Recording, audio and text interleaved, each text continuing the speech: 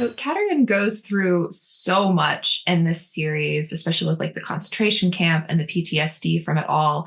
And watching your incredible performances, it made me think about the fact that we've essentially like grown up watching you since the Game of Thrones series, like 10 years, giving these incredible performances.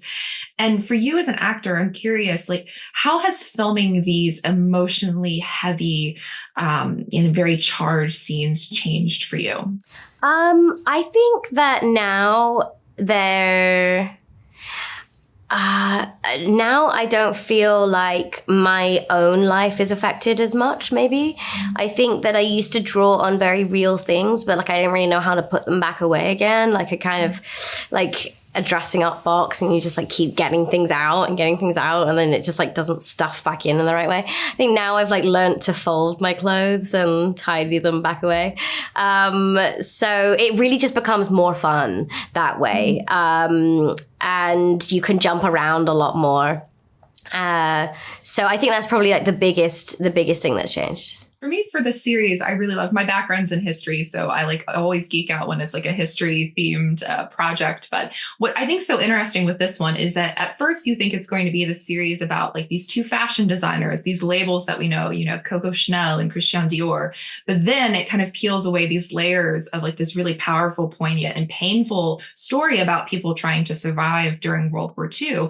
And I was curious in the process of making this, you know, did you learn anything about Katerin that has kind of stuck with you? So much, but I think the biggest thing that stuck with me is like later on in her life, she kind of returned to the gardens in Callion and she grew and sold roses to the perfumeries all around France.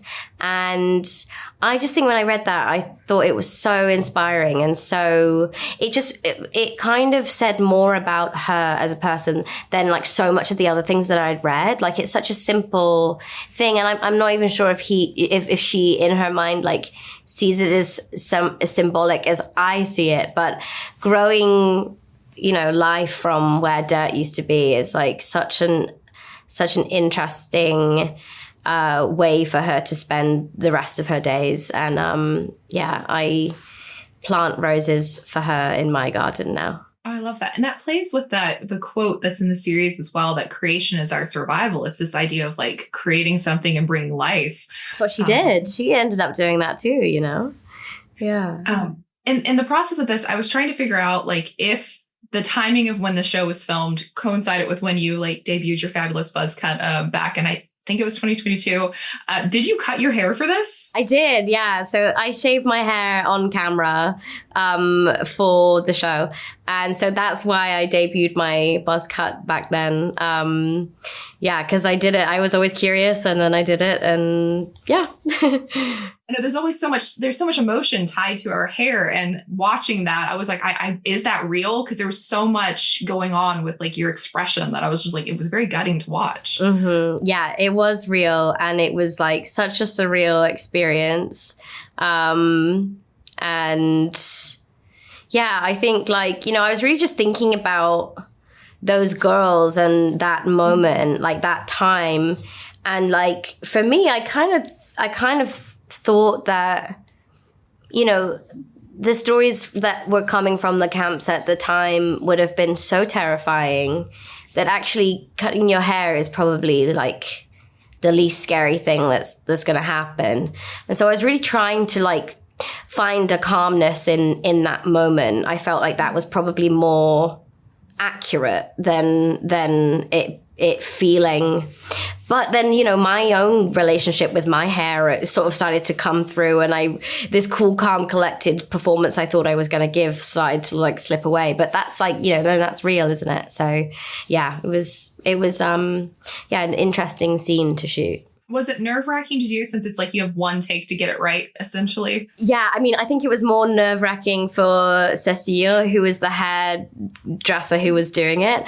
And I think like the shears kept breaking, and then afterwards it was like all crazy. And then she just, they said cut, and she came over, she said, I'm so sorry, because we knew that whatever the haircut was going to have to be the haircut forever.